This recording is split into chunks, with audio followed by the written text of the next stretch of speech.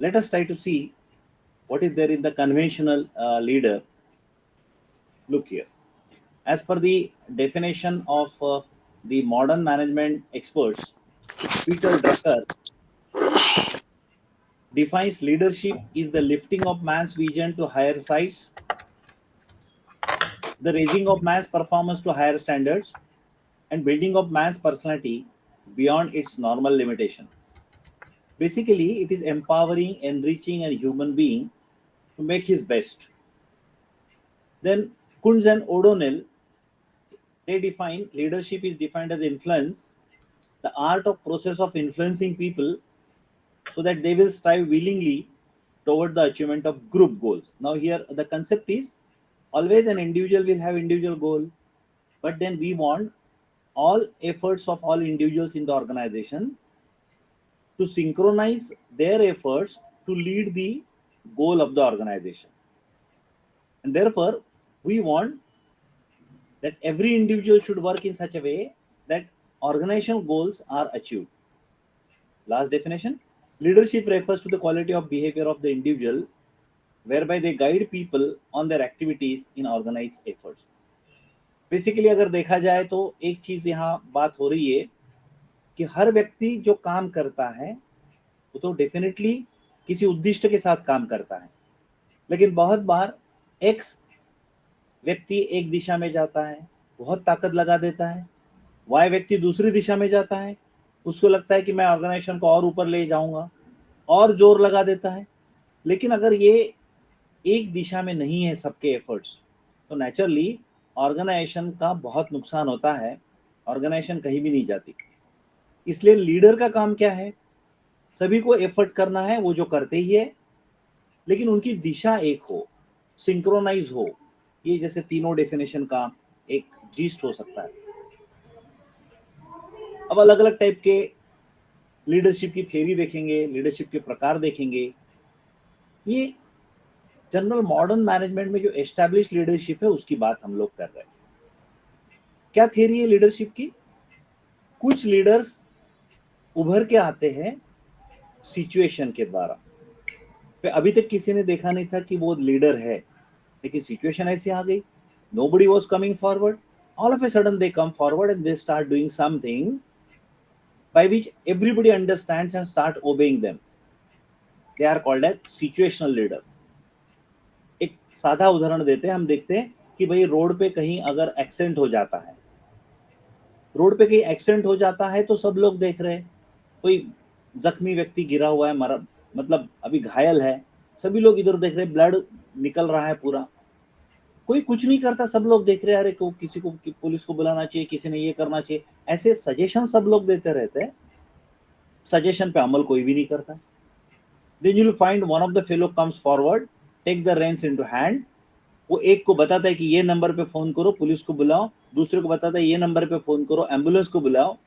मतलब ऐसा देखा गया है कि उसकी बात बाकी लोग मानते भी है, क्योंकि सिचुएशन में जो लीडर करके सामने आता है, सडनली बाकी सारे अपने आप फॉलो हो जाते। हालांकि वो व्यक्ति लीडर करके एस्टैब्लिश नहीं है, लोग उसे जानते नहीं है, लेकिन वो उभर के आता है सिचुएशन में और उसी की सब लोग मानते, आगे बढ़ते। दूसरा है ट्रेड थ्योरी। ट्रेड थ्योरी का मतलब ऐसा होता है कि बच्चों के जो गुण हैं वो बचपन में ही दिखाई देते माँ बाप को, कहते झूले में ही बच्चे के सारे गुण दिखाई देते, तो कहते ट्रेट, उसमें जो गुण हैं वो शुरू से दिखाई देते हैं, लीडरशिप के गुण हैं, मतलब वो लीड करना चाहता है, उसके अंदर वो लीडरशिप के सारे गुण हैं, जिसमें डैश है, डोमिनेंस है, कलेक्टिव एफर्ट्स है, कोऑर्डिनेशन, कोऑपरेशन, ये सारे ट्रेट्स उसके अंदर मौजूद है।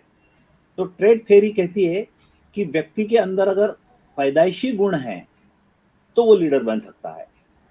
पहला मैंने बताया कि सिचुएशन उसको लीडर बनाती है, दूसरा मैंने बताया अनुवांशिक, हेरिडिटरी ट्रेट के साथ वो लीडर बनता है। तीसरी थ्योरी क्या है लीडरशिप की? जिसको ज्यादा फॉलोअर वो लीडर, बाकी कुछ नहीं सोचना, जिसके पीछे लोग ज्यादा है वो लीडर, एकदम से स्ट्रेट फॉरवर्ड। चौथी कंसेप्ट है सिस्टम थ्योरी। सिस्टम थ्योरी का मतलब क्या होता है, जैसे मान लो कोई स्कूल है और हाँ, कोई स्कूल है और वो स्कूल में somebody is supposed to be principal, but principal has retired and there is nobody in the school as a principal. Principal के एडवर्टाइजमेंट देते हैं और एडवर्टाइजमेंट के बाद एक व्यक्ति का सिलेक्शन होता है। वो सिलेक्ट किया हुआ व्यक्ति उस प्रिंसिपल की चेयर पे जाके बैठ जाता है। इसका मतलब क्या हो गया, वो व्यक्ति वहां बैठने के पहले हम कहते हैं कि principal is the leader of the school. इसका मतलब वो प्रिंसिपल जो है ये डिफाइन किया है सिस्टम ने लीडर करके। अभी वो एक्स वाई जेड है कि ए बी सी है, किसी को पता भी नहीं है। जो भी व्यक्ति सिलेक्ट होकर आएगा he will lead the organisation. इसका मतलब व्यक्ति निरपेक्ष एक ऑब्जेक्टिव पोजीशन है जिसको हम लीडरशिप पोजीशन कहेंगे। Principal is suppose to be the leader of the school. अब वो एक्स है कि वाई है कि जेड है, उसके पर्सनल गुण अवगुण स्टेट, उसके अंदर जो ट्रेड्स उसके रहेंगे, उसके बाद में उसको ज्यादा लोग मानते हैं, उसके फॉलोअर ज्यादा है कम है, ये अलग इशू हो गए। लेकिन सिस्टम ने उसे लीडर बनाया है, वो कुर्सी उसे लीडर बनाती है। प्राइम मिनिस्टर ऑफ इंडिया, तो प्राइम मिनिस्टर की कुर्सी पे जो भी बैठेगा उसको हम इंडिया का लीडर मानेंगे। ऐसी व्यवस्था है, ऐसी सिस्टम है। तो 4 प्रकार की थ्योरी आपने देख ली। एक सिचुएशन में उभर के आने वाला नेतृत्व, दूसरा अनुवांशिक नेतृत्व, तीसरा जिसको ज्यादा लोग मानने वाले फॉलो करने वाले वो नेतृत्व, और चौथा व्यवस्था ने निर्माण किया हुआ नेतृत्व। दैट मीन्स कुर्सी, कहते कि प्राइम मिनिस्टर की कुर्सी एक लीडर है, फिर बैठेगा कोई भी बैठेगा तो लोग उसको लीडर मानेंगे। उसके बाद हम देखते हैं different styles of leadership. Leadership की क्या क्या स्टाइल हो सकती है। एक ऑटोक्रेटिक स्टाइल, ऑटोक्रेटिक का मतलब जो डिक्टेटर टाइप का है, उसमें भी सब प्रकार है, हार्ड बॉइल्ड है, बेनेवोलेंट है, मैनिपुलेटिव है, मतलब अथॉरिटी से काम करता है, डोमिनेंस से काम करता है, वो अपनी ही बात चलाता है। जैसे कि हिटलर था ऑटोक्रेटिक लीडर। सभी लीडर में थोड़ा थोड़ा गुण तो ऑटोक्रेसी का होता है, लेकिन ज्यादातर सबको कॉन्फिडेंस में लेके अगर हम आगे बात बढ़ते हैं, सबको नाही कॉन्फिडेंस में वाईटच लेके आहे. आगे चलते हैं, तो हो कहते हो कि वो थोड़ा डेमोक्रेटिक भी ठीक है, आहे. पार्टिसिपेटिव है, हो लेकिन अपनी मन की बात लगाता है, उसे हम कहते हैं कि ये डिक्टेटोरियल है, हा हा ये एकदम डिक्टेटोरियल टाइप का लीडर है। हो, पण ती बाथरूमच्या मागे ती व्हाईट वाली चांगली दिसेल, म्हणजे ती फुलवाल्यापेक्षा. ठीक आहे, नेक्स्ट टाइप दोन्ही की याच्यामध्ये लीडरशिप व्हाईटच आती है डेमोक्रेटिक या पार्टिसिपेटिव लीडरशिप, सबका सबका साथ लेके आगे बढ़ने वाली है। तीसरी फ्री लेन। मध्ये कर. फ्री रेन का मतलब क्या होता है, कोई लगाम ही नहीं उसके ऊपर, निर्बंध ही नहीं है, जिसको जैसे बर्ताव करना करेगा। ऐसा जो अलाउ करता है तो उसे कहते हैं फ्री रेन लीडरशिप। भाई ये बहुत अच्छी व्यवस्था नहीं है, लेकिन कभी कभार अपने नीचे के लोग जो है अगर बहुत अनुभवी है, क्वालिफाइड है, तो उनको खुला छोड़ देना चाहिए। वो जो भी काम करता है ऑर्गेनाइजेशन का हित समझ के करते हैं। तो बहुत बार देखा गया है कि ऐसी भी ऑर्गेनाइजेशन सही दिशा में जाती है। Then paternalistic leadership. This style of leadership maintains that fatherly attitude is the right one for better relationship between manager and employee. एक घर का मुखिया, हेड ऑफ द फैमिली, अपने परिवार को डांटता भी है, प्यार भी करता है, मदद भी करता है, सब कुछ करता है, लेकिन जिस लव एंड अफेक्शन से करता है, वैसा अगर कंपनी में का जो लीडर है वो अगर अपने एम्प्लॉय के साथ बात करे, बर्ताव करे, तो हम कहते हैं पैटर्नलिस्टिक लीडरशिप है, एक फादर जैसी लीडरशिप है। नेक्स्ट है जॉब सेंटर्ड लीडरशिप। इसका मतलब होता है काम से काम, काम से मतलब रखो। लीडरशिप क्या कह रही है, भाई हर व्यक्ति ने अपना अपना काम करना चाहिए और मैं काम किया कि नहीं देखूंगा, बाकी मैं किसी को हुक्म नहीं करूंगा, किसी को कुछ नहीं बोलूंगा, अपना अपना काम कर रहे हैं ना, that is best. That means he is work oriented, मतलब वो वर्क, सिर्फ वर्क की तरफ ध्यान दे रहा है। और आखिरी की लीडरशिप है एम्प्लॉय सेंटर्ड लीडरशिप। इसमें एम्प्लॉय का भला होना चाहिए, ये एक मूल उद्देश्य होता है, और ये मूल उद्देश्य के साथ अगर कोई लीडरशिप करता है तो कहते हैं एम्प्लॉय सेंटर्ड लीडरशिप। चलिए हम ये मॉडर्न मैनेजमेंट का एक ओवरव्यू लेने के बाद टाइप्स ऑफ लीडरशिप हमने देखी, सिचुएशनल लीडरशिप देखी हमने, हमने फॉलोअर्स की थियरी देखी, हमने सिस्टम की थियरी देखी, हमने इनहेरिटेंस से जो आता है, अनुवंशिक आता है, ट्रेट थियरी देखी। फिर लीडरशिप के अलग स्टाइल्स देखे, ऑटोक्रेटिक लीडरशिप, पार्टिसिपेटिव लीडरशिप, यानी democratic, free rein, paternalistic, job centred, employee centred. ये मॉडर्न मैनेजमेंट जो है, this is basically we find that modern management got evolved by 1850 and onwards। तो ये 150 साल का जर्नी है मॉडर्न मैनेजमेंट का। ये 150 साल के अंदर ऐसा देखा गया है कि मैनेजमेंट की थेरीज डेवलप हुई और उसके अंदर लोग काफी अच्छा काम करने लगे। लेकिन हम देखते कि एक बहुत बड़ा युद्ध हुआ, महाभारत का युद्ध हुआ। अब इतने सारे लाखों लोग उसके अंदर पार्टिसिपेट किए दोनों साइड से, लाखों लोग मरे दोनों साइड से। अब कहते इतना बड़ा वार अगर हुआ तो मैनेजमेंट तो हो ही गया होगा, व्यवस्थापन तो किया ही होगा, क्योंकि दोनों ने सोच समझ के एक दिशा में इतने लोगों को काम करवाना, तो कहीं ना कहीं तो लीडरशिप है, कहीं ना कहीं तो मैनेजमेंट है। इसका मतलब क्या हुआ कि management is existing since ages, since thousands of years, while the modern management got evolved only 150 years ago।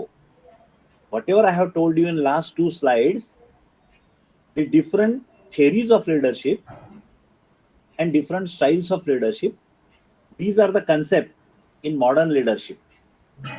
These are the concept in modern leadership. While the modern leadership itself started only in 150 years back. So it's not having a long, what we call a history for the modern leadership. But now let's see the Indian perspective of leadership, wherein we can always see the great Indian culture definitely is providing different issues, different values, different size, different types, different characteristics of leadership.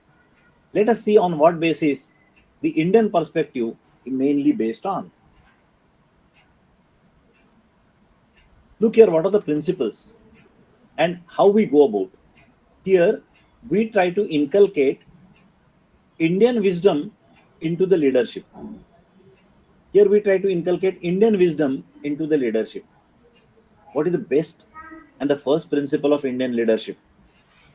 It says, देखिए, leader और subordinate, employees, followers, इसके बीच की relationship कैसी होनी चाहिए, इस पर एक अलग प्रिंसिपल्स है, अलग तत्व इंडियन विजडम ने हमें बताया है। जो भारतीय संस्कृति है, भारतीय विजडम है। विजडम का मतलब क्या होता है? विजडम, एबिलिटी टू डिफरेंशिएट, विवेक, जिसको कहते हैं कि भारतीय विवेक जो है, इसके हिसाब से लीडरशिप कैसी होनी चाहिए। कहते पहला प्रिंसिपल है तत्वमसी, मतलब you are that. A leader is saying his follower, एक नेता अपने फॉलोअर को कह रहा है कि you are that, means he is saying you are God। तत् त्वम असि, तत् मतलब तू, त्वम, तत् मतलब गॉड, थर्ड पार्टी, त्वम मतलब तू, असि मतलब है। That means you are that, you are that supreme। Concept क्या है? देखिए, लीडर कह रहा है अपने फॉलोअर को कि आप सब लोग भगवान हो। भगवान का मतलब क्या है? सर्वोत्कृष्ट हो। उसका मतलब क्या है? उनके अंदर की शक्ति जागृत करने का एक कंसेप्ट है। सभी के अंदर भगवान को देखना। इसका मतलब क्या हो गया? हर एक व्यक्ति थरोली मोटिवेटेड रहेगा, हर एक व्यक्ति इतनी ज्यादा मोटिवेशन पे आएगा कि बहुत काम करेगा। लीडर को केवल उसकी काम को एक दिशा देना है, उसको केवल सिंक्रोनाइज करना है, काम तो वो अपने आप ही करेगा। इस प्रकार की एक व्यवस्था अगर हम ला लेते तो कहते हैं सब में भगवान ढूंढो। अगर लीडर फॉलोअर्स में भी भगवान ढूंढ रहा है तो नेचुरली एक अलग टाइप का वातावरण निर्माण हो जाता है। There is a god in everybody, there is a god in leader, there is a god in follower. इस प्रकार का principle, there is a god in everybody in the organisation. That means हर एक को हम बड़ापन दे रहे हैं, हर एक को सुप्रीमेसी दे रहे हैं, हर एक के अंदर की स्ट्रेंथ जो है वो जागृत कर रहे हैं, उस पर विश्वास दिखा रहे हैं। दूसरा प्रिंसिपल क्या है? दूसरा प्रिंसिपल है अद्वैत। अद्वैत का मतलब क्या होता है? Non dual, holistic approach. Now look here, what is Advaita? God in you and God in me is not different. God in the heaven and God in you and God in me. So these are not three entities, these are one. अद्वैत का मतलब होता है एक भक्त होता है, एक भगवान होता है। ये कंसेप्ट हम जब मानते हैं कि भक्त जो है वो भगवान से अलग है, भक्त ये भगवान से अलग है, ये परिभाषा जब हम मानते हैं तो कहते हैं भक्त और भगवान अलग अलग हो गए। इसे कहते हैं हम द्वैत। द्वैत का मतलब क्या होता है? दो अलग हो गए। अब यहाँ द्वैत की भावना हो नहीं रही है, यहाँ क्या भावना हो रही है? अहम ब्रह्मास्मि, अहम शिवास्मि, शिव अहम, शिव अहम, शिवोहम शिवोहम शिवोहम। इसका मतलब मैं खुद भगवान हूं और यही भगवान तुम में भी है, और तुम भी खुद भगवान हो, और मेरे अंदर का भगवान और आपके अंदर का भगवान अलग नहीं है। बेसिक कंसेप्ट क्या है कि भगवान का अंश हर एक में है, और हर एक व्यक्ति और भगवान ये दो अलग एंटिटीज है ही नहीं। कहते हैं कि सब जगह भगवान का वास है, तो आप में भी है, हम में भी है। तो अद्वैत की कंसेप्ट क्या बताती है कि भाई किसी भी चीज के लिए, किसी भी चीज का आशीर्वाद लेने के लिए, दुआ लेने के लिए आप भगवान की तरफ ना देखो, आप खुद के अंदर की भगवान की तरफ देखो। अभी देखिए कंसेप्ट कैसी है इसमें। एक भक्त जब भगवान की तरफ देखता है तो कहता है मैंने मेरा काम कर लिया, भगवान आशीर्वाद दो, मेरा नसीब मेरा भाग्य का उदय करो। मतलब ये किसी और की तरफ अपेक्षा से देख रहा है कि मेरा भला करना मेरे हाथ में नहीं है, किसी और के हाथ में है। अद्वैत की कंसेप्ट क्या है? अरे किसी और के तरफ देखो ही मत, तुम स्वयं भगवान हो, तुम स्वयं अपने भाग्य विधाता हो। तुम खुद को मजबूत समझो, ताकतवर समझो, भगवान जैसा समझो, भगवान ही समझो, और काम पे लग जाओ। आपके मार्ग में कोई बाधा नहीं आएंगी, कोई बाधा आ ही नहीं सकती, क्योंकि आप स्वयं भगवान हो। देखिए क्या किस प्रकार की कंसेप्ट है ये। एक कहना कि तत्वमसी, तुम खुद भगवान हो, और दूसरा कहना मेरे अंदर का भगवान और आपके अंदर का भगवान और स्वर्ग में का भगवान अलग है ही नहीं, all of them are one, अद्वैत है। तीसरा प्रिंसिपल क्या है? देखो तीसरा प्रिंसिपल है इंडियन पर्सपेक्टिव का, आत्मानो मोक्षार्थम जगत हिताय च। ऐसा कहते हैं कि हर एक व्यक्ति ने काम करना चाहिए जिंदगी में। कैसे काम करना चाहिए? खुद के मोक्ष प्राप्ति के लिए। ऐसा कहा गया है कि हर एक व्यक्ति में भगवान है, लेकिन हमको पता नहीं ना, हम जानते नहीं है उसको, हम समझ नहीं पाते, हम महसूस कर नहीं पाते। अगर किसी ने कहा कि आपके अंदर भगवान है, तो क्या मजाक कर रहे? बोले ऐसा थोड़ी होता है, मेरी जिंदगी में इतने दुख क्यों है? फिर अगर मैं स्वयं भगवान हूं तो मैं तो सारे दुख खत्म कर दूंगा। मतलब एक व्यक्ति को विश्वास ही नहीं होता कि उसके अंदर भगवान का अंश है। ये विश्वास दिलाना, खुद के अंदर को भगवान को जानना, खुद के अंदर के भगवान को पहचानना, इसे कहते हैं मोक्ष प्राप्ति। इसे कहते आत्मानो मोक्षार्थम।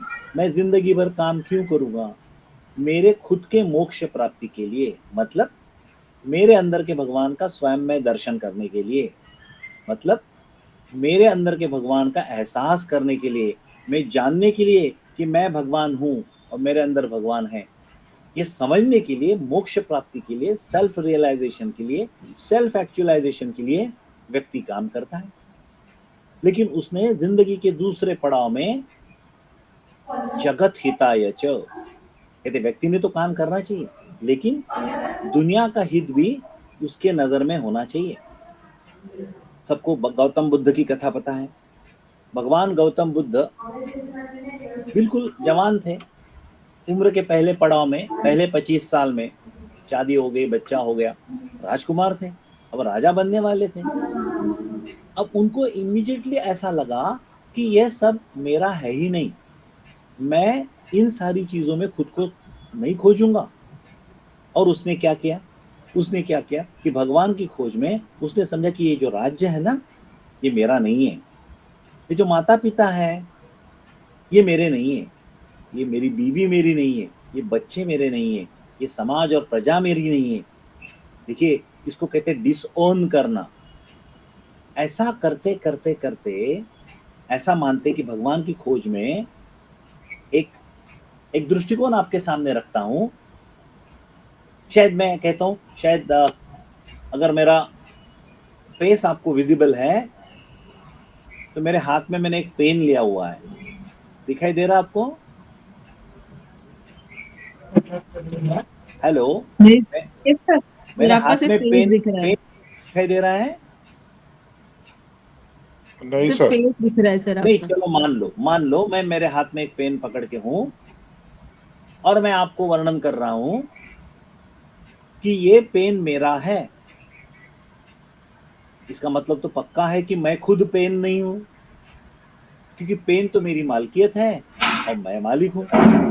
तो ये पेन मेरा है जब मैं कह रहा हूं, तो मैं कह रहा हूं पेन मेरी मालकियत है और मैं मालिक हूं। तो मैं तो खुद पेन हो ही नहीं सकता ना। जब मैं कह रहा हूं ये पेन मेरा है तो मैं पेन नहीं हूं। व्यक्ति जब कहता है कि ये स्कूटर मेरा है तो मैं अलग हो गया, स्कूटर अलग हो गई। तो कहते हैं मैं ये मालक है और स्कूटर ये मालकियत है। तो मैं तो स्कूटर नहीं हूं ना, हो ही नहीं सकता हूं। मालक मालकियत कैसे बन सकता है? दो अलग एंटिटी है। ये द्वैत भाव का वर्णन मैं कर रहा हूं। ये मेरा पेन है तो मैं पेन नहीं हूं, ये मेरा स्कूटर है तो मैं स्कूटर नहीं हूं। ये मेरा घर है हम जब कहते हैं तो मैं थोड़ी ना घर हूं।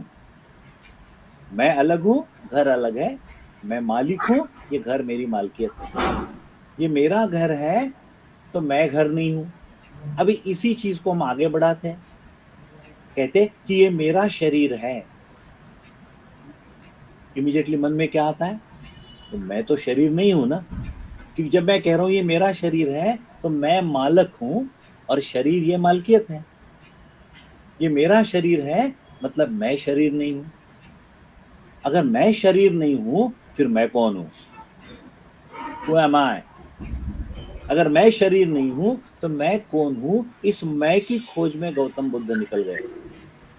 कहते मैं क्या बात कर रहा हूं, ये मेरे माता पिता, ये मेरा बच्चा, मेरी बीवी, ये मेरा राज्य, ये मेरी प्रजा, ये मेरी संपत्ति, सत्ता संपत्ति समृद्धि, ये सारी चीज मेरी नहीं है अगर मान रहा हूं मैं। क्योंकि गौतम बुद्ध उस अवस्था में चले गए थे कि कहते ये मेरा शरीर है, मैं शरीर नहीं हूं। इसका मतलब क्या है? वो शरीर को भी डिसोन कर रहे हैं। ऐसा करते करते अपने अंदर की भगवान को सूक्ष्म अवस्था में खोज शुरू हो जाती है। इसको कहते सब कुछ त्याग के, सब कुछ त्याग के सर्व संग परित्याग। गौतम बुद्ध ने सर्व संग परित्याग किया और कहा जाता है तपश्चर्या करने के बाद बोधि वृक्ष के नीचे उन्हें ज्ञान प्राप्त हुआ। ज्ञान प्राप्त होने का मतलब क्या है? पता चला कि मैं कौन हूं, पता चला कि मैं खुद भगवान हूं। अपने अंदर के भगवान का दर्शन हुआ, अपने अंदर के भगवान का एहसास हुआ। तो कहते हैं मोक्ष प्राप्ति हुई। लेकिन गौतम बुद्ध ने मोक्ष प्राप्ति जिंदगी का सबसे बड़ा उद्दिष्ट है। वो सबसे बड़ा उद्दिष्ट प्राप्त करने के बाद गौतम बुद्ध ने आत्महत्या नहीं की। कहते हैं कि गौतम बुद्ध मान लो कि 20-22 साल उन्होंने खुद के खोज में डाले, खुद की खोज में डाले, आत्म साक्षात्कार हो गया, जिंदगी का सर्वोच्च मकसद प्राप्त हो गया। उसके बाद जिंदगी खत्म नहीं की। उसके बाद बची सारी जिंदगी मुझे जैसे अपने अंदर के भगवान का दर्शन हुआ, वैसे मेरे सारे भक्तों को उनके अंदर के भगवान का दर्शन होना चाहिए। मतलब मैंने जैसे मोक्ष प्राप्ति की वैसे सभी को मोक्ष प्राप्ति करवाने में मैं मदद करूंगा। और पूरी जिंदगी दुनिया की भलाई के लिए व्यतीत की। तो पहला पार्ट जो जिंदगी का है, कहते कि 20-22 साल ये थे खुद के भले के लिए, खुद के मोक्ष प्राप्ति के लिए, एक स्वार्थी दृष्टिकोण से। स्वार्थी का मतलब हम व्यवहार में गलत मानते हैं, सेल्फिश मतलब गलत मानते हैं। हालांकि स्वार्थी का मतलब होता है स्व अर्थी, मतलब खुद के लिए। अब खुद के लिए जिंदगी को कहते हैं आत्मानो मोक्षार्थम। खुद के मोक्ष के लिए जिंदगी का पहला पड़ाव 20-22 साल का, और उसके बाद में बचा हुआ पूरा 75 60 60 60 65 साल उसके बाद के सारे दुनिया के भले के लिए, मतलब जगत हिताय च। पहले 20 साल आत्मानो मोक्षार्थम, खुद के भले के लिए, खुद के अंदर के ईश्वर के दर्शन के लिए, और बचे 60 साल जगत हिताय च, आत्मानो मोक्षार्थम जगत हिताय च। खुद के अंदर के भगवान को जानो और दुनिया को मदद करो अपने अपने अंदर के भगवान को जानने के लिए। खुद को मोक्ष प्राप्त करो और बाद में उत्तर आयुष्य में आप दुनिया को मदद करो मोक्ष प्राप्ति के लिए। सहना भुनक्तु, let us all share together. मुझे जिंदगी में जो मिला वो केवल मैं मेरे पास नहीं रखूंगा, वो चीज अगर अच्छी है तो सब लोगों को वो चीज मिले। सर्वे सुखिना संतु, सबको वो चीज मिले, इस प्रकार का मैं एहसास रखूंगा। इसका मतलब समझ रहे हो? इसका मतलब सिंपल है, तत्वमसी तुम्हारे अंदर भगवान है, तुम खुद भगवान हो। अद्वैत, मुझ में जो भगवान है और आप में जो भगवान है अलग नहीं है। मतलब ये दूसरे के दुख दर्द का एहसास आपको हो सकता है। देखिए, लीडरशिप में पर्सपेक्टिव बताया गया है। एक लीडर ने अपने फॉलोअर में भगवान खोजना है। एक लीडर ने फॉलोअर को एहसास दिलाना है कि आप में जो उत्कृष्टता बसी है, आपके अंदर जो भगवान बसा है और मेरे अंदर भगवान बसा है, सेम है। और जिंदगी के पहले पड़ाव में खुद के अंदर के भगवान को जानना है और दूसरे पड़ाव में दुनिया की मदद करना है। आत्मानो मोक्षार्थम जगत हिताय च। और आखिरी प्रिंसिपल है, सूक्ष्म आर मोर इंपॉर्टेंट देन स्थूल। सूक्ष्म आर मोर इंपॉर्टेंट देन स्थूल। इसका मतलब जो मिनिएचर होता है, माइन्यूट होता है, बिल्कुल छोटा होता है, वो बहुत इंपॉर्टेंट होता है जो दृश्य दिखता है बड़ा उससे। एक उदाहरण हम देते हैं कि आत्मा हमें नहीं दिखता है, शरीर दिखता है। शरीर हो गया स्थूल, आत्मा हो गया सूक्ष्म, मिनिएचर। हमें कंप्यूटर दिखता है, कीबोर्ड दिखता है, माउस दिखता है, सब कुछ दिखता है। अब वो सीपीयू के अंदर जो ऑपरेटिंग सिस्टम है, सॉफ्टवेयर है जो कंप्यूटर को चलाता है, वो सॉफ्टवेयर किसी को नहीं दिखता।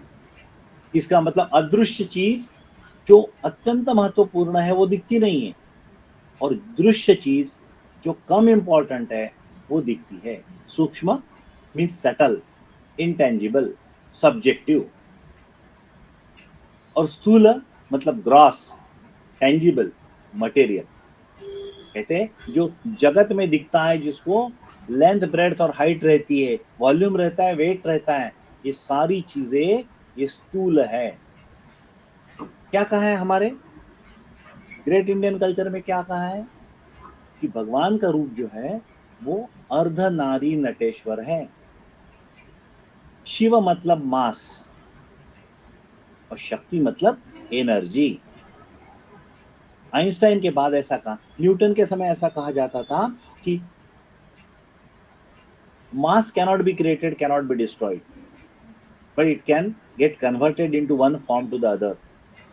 जैसे कि पानी जो है, ये पानी का बर्फ हो सकता है, पानी का बाष्प हो सकता है, पानी को हम सॉलिड फॉर्म में कन्वर्ट कर सकते, बर्फ हो जाएगा। पानी खुद लिक्विड है, द्रव अवस्था में, और पानी को वायु रूप भी कर सकते हैं हम, बाष्प भी कर सकते हैं। तो न्यूटन ने कहा था कि मैटर जो है, मटेरियल जो है, वो अपना सॉलिड, लिक्विड, गैस ऐसे फॉर्म चेंज कर सकता है। इट कैन चेंज फॉर्मेट, लेकिन मैटर मैटर रहेगा।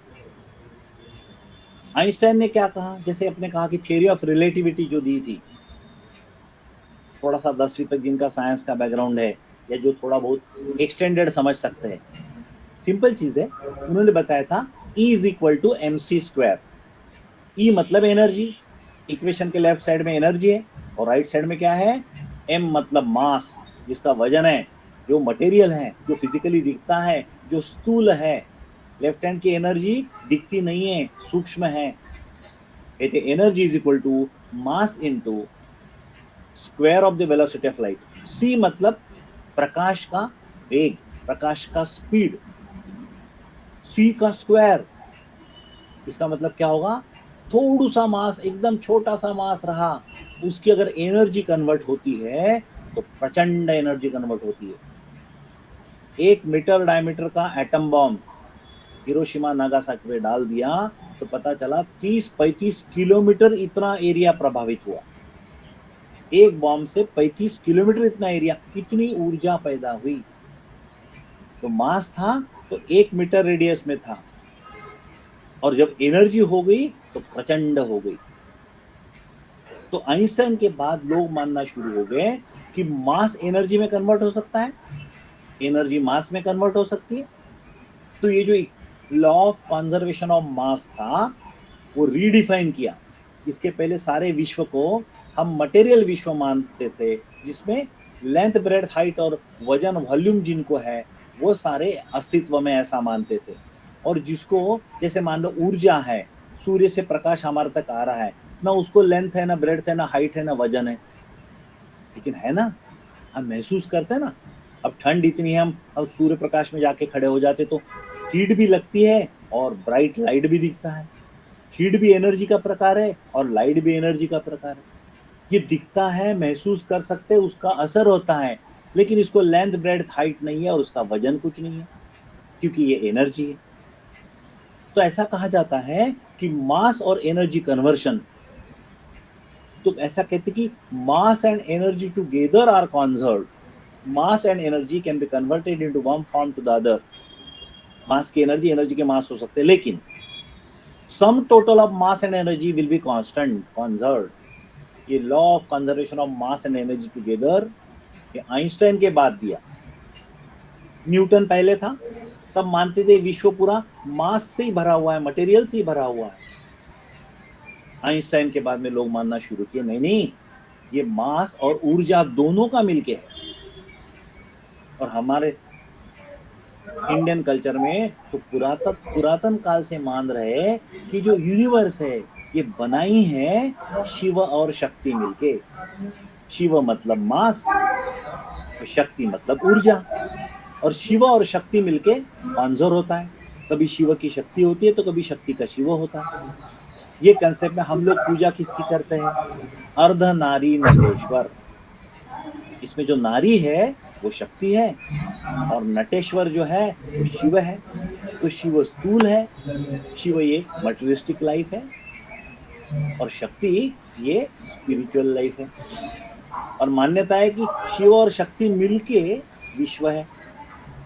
चौथा मुद्दा जो हमारा है सूक्ष्म और मोर इंपॉर्टेंट देन स्थूल, इसमें से स्थूल है शिव और सूक्ष्म है शक्ति। ऐसा कहते कि बहुत सारे ऐसे कुछ लोगों में प्रथा है कि कोई व्यक्ति मरा है तो उसके लिए रोने के लिए कुछ प्रोफेशनल्स को बुलाया जाता है, जिनको कहते हैं रुदाली। रुदाली का मतलब क्या है? वो प्रोफेशनल्स है, वो महिलाएं आती है जोर जोर से रोती है, लेकिन उनके तो कोई रिलेटिव है नहीं ना, तो उनको तो कोई प्यार मोहब्बत वो व्यक्ति से है नहीं जो मरा है, ना तो उसके रिलेटिव से उनको कोई मतलब है। वो तो पेड है, प्रोफेशनली रोने आते हैं। हमारे एक संत ने कहा है, मोले घातले रड़ाया, नाही आंसू नाही माया। मोले घातले रड़ाया मतलब पैसे देके रोने के लिए उनको बुलाया हमने, तो ना ही आंसू ना ही माया। तो आंखों में आंसू नहीं है और मन में प्रेम नहीं है, माया नहीं है। कहाँ से आएंगे आंसू, कहाँ से आएंगी माया? चिल्ला चिल्ला के रो रहे वो हेलो। रिलेटिव थोड़ी ना है। अब ये जो है किसी की मृत्यु के बाद में आंखों में आंसू आना और मन में दुख होना माया की वजह से, ये सूक्ष्म भाव है। और स्थूल भाव क्या है? जो रुदाली जोर जोर से रो रही है, ये स्थूल भाव है, प्रगटीकरण है। तो मास ये प्रगटीकरण है ईश्वर का, और शक्ति ये सूक्ष्मीकरण है। लेकिन सूक्ष्म आर मोर इंपॉर्टेंट देन स्थूल। हम हर जगह देखते हैं कि व्यक्ति जिंदा है तब तक मान लो बहुत सीरियस है तो आईसीयू में रखते हैं। आईसीयू का डेली किराया 25,000 रुपये रोज होता है। हम फिक्र नहीं करते 10 दिन में वेंटिलेटर पे व्यक्ति रहता है, 10 दिन हो गए, 12 दिन हो गए, 25,000 पर डे का खर्चा हो रहा है। सारे रिश्तेदार मिलके फंड जमा करते हैं और कोशिश करते हैं कि बच जाए बच जाए बच जाए। 25-30 दिन से वेंटिलेटर पे व्यक्ति रहता है, 8-10 लाख खर्चे हो जाते हैं। खेती घर बिक के लोग खर्चा कर लेते हैं।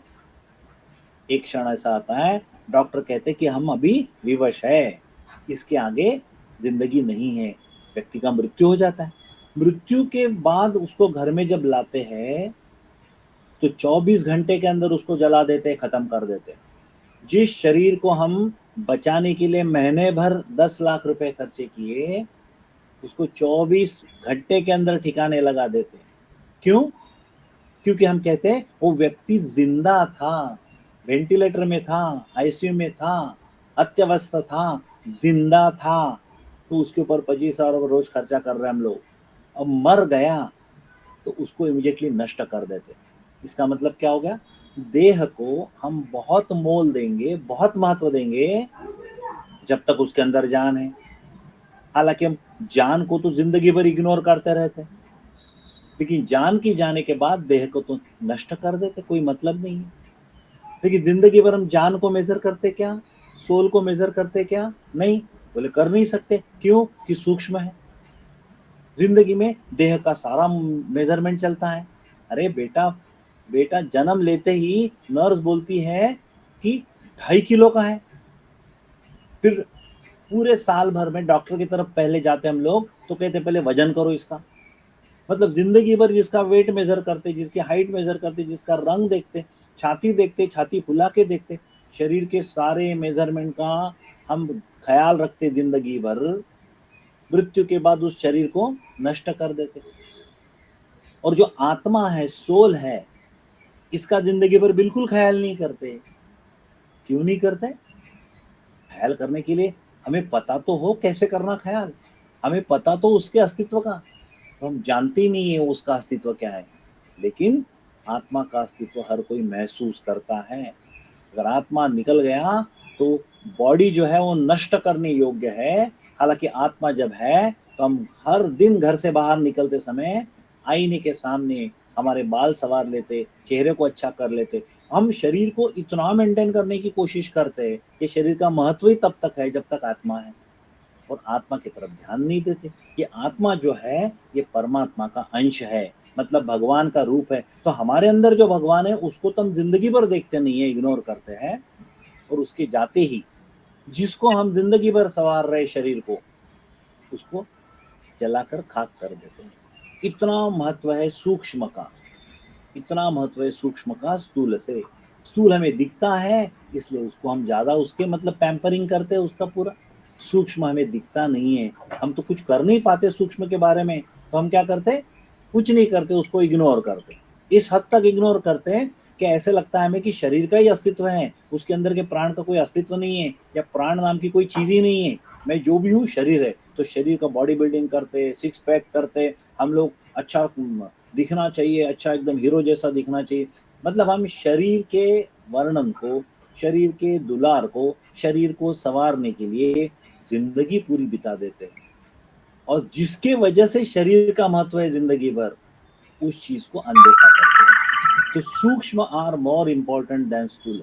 अब देखिए चारों प्रिंसिपल देखिए, और मॉडर्न मैनेजमेंट के लीडर्स की पूरी डेफिनेशन देखिए। पूरी डेफिनेशन क्या है? ये बाहरी व्यवस्था का वर्णन है। अब देखिए पहले स्लाइड्स पे लेके जाता हूं मैं तुमको।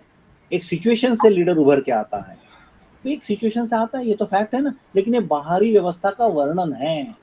जो सिचुएशन से लीडर करके आता है उसके गुणों के बारे में चर्चा नहीं है। ट्रेड थ्योरी ये तो आनुवंशिक है, ये जिसके फॉलोअर ज्यादा है वो लीडर। सिस्टम की वजह से ये देश का प्राइम मिनिस्टर की कुर्सी है, तो कुर्सी मतलब वो व्यवस्था में वो चीज को हमने लीडरशिप दे दिया, उस पर फिर जो भी बैठेगा उस लीडर का उसको मान सम्मान और अधिकार सारा मिलेगा। ये 4 थेरीज वर्णन किया हमने, लीडरशिप की स्टाइल वर्णन की। ऑटोक्रेटिक यानी हुकुमशाह जो होता है, डेमोक्रेटिक लीडर होता है पार्टिसिपेटिव, सबका सहयोग सहभाग करके, फ्री रेंज छोड़ दिया खुला, फादरली फिगर से, job centred leadership, employee centred leadership. अब देखिए यहाँ पूरी लीडरशिप की व्यवस्था का वर्णन किया है। लेकिन इंडियन कल्चर में क्या किया है? ये व्यवस्था क्यों होनी चाहिए, ये व्यवस्था किस चीज का भाग है, उसके अंदर के सूक्ष्म को जानने की कोशिश की है। और मॉडर्न मैनेजमेंट ने इसके बाह्य स्वरूप को जानने की कोशिश की है, स्थूल को जानने की कोशिश की है।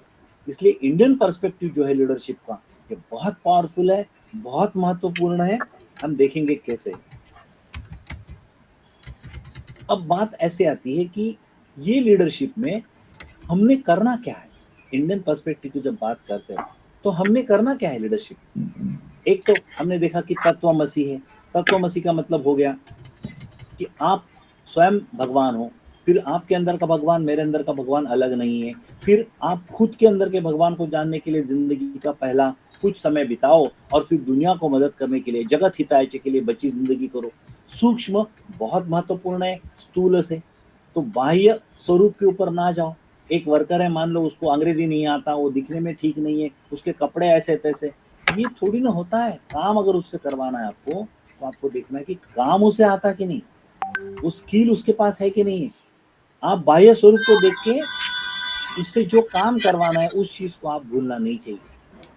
तो इसलिए सूक्ष्म आर मोर इम्पोर्टेंट देन हम्म। स्थूल। अब ये भाव जो मन में होता है, ये अपने अंदर को भगवान को जानना है तो कैसे जानेंगे। आप और मैंने तो कभी भगवान देखा नहीं है। तो अभी कर तो दीजिए, बात लेकिन ऐसी आपको हुई। ना अभी की डेट नहीं दिखेगी। तो एक आगे महाभारत का मैं तो उदाहरण देना आगे चाहता के हूँ यहाँ। मंथ के डेट के लिए महाभारत का सिलेक्ट कर उदाहरण लीजिए इसलिए देना जनवरी चाहता हूँ फर्स्ट वाले कि में। फिर हमको मैं आपको अंदाज इधर आए कम भेज से कम करती हूँ। कि क्या हो रहा है, कैसे हो रहा है। हाँ, मतलब फर्स्ट टू महाभारत में 15 वाले जो दिखेगा ना उसमें कर। अर्जुन ने कह दिया, भगवान और नाम मैं क्या है? इन अंकिता। लोगों से लड़ नहीं सकता हूँ।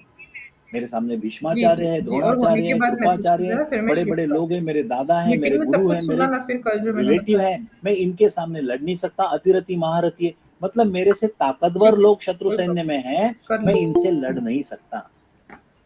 तो अर्जुन ने क्या कहा, मैं मजबूर हूं, मैं विवश हूं, मैं अशक्त हूं, मैं अक्षम हूं, मतलब मैं वीक हूं, मेरे में शक्ति नहीं है, इसलिए मैं लड़ नहीं सकता। तो कृष्ण ने उसे मोटिवेटिंग शब्दों में कहा कि नहीं नहीं अर्जुन, ऐसा ना मानो, तुम तो विश्व के सर्वश्रेष्ठ धनुर्धर हो, यू कैन डू इट। ये सभी लोगों को तुम परास्त कर सकते हो, तुम बहुत सही ताकतवर व्यक्ति हो और तुम युद्ध जीतने का तुम्हें हक है और तुम जीत सकते हो। प्रेरणा जिसे कहते हैं ना, आप और मैं, हम टीचर हैं। टीचर का काम क्या है, एक विषय सिखाना, दूसरा विषय सिखाना, ये काम तो है ही, लेकिन ये बहुत कम महत्व का काम है। सबसे ज्यादा महत्वपूर्ण काम क्या है टीचर का, विद्यार्थियों को प्रेरणा देना। जैसे कृष्ण ने कहा था कि मैं युद्ध नहीं लड़ूंगा, मैं शस्त्र हाथ में नहीं पकड़ूंगा, न धरी शस्त्र कदी हाथी, सांगेन गोष्ठी युक्ति चाचार।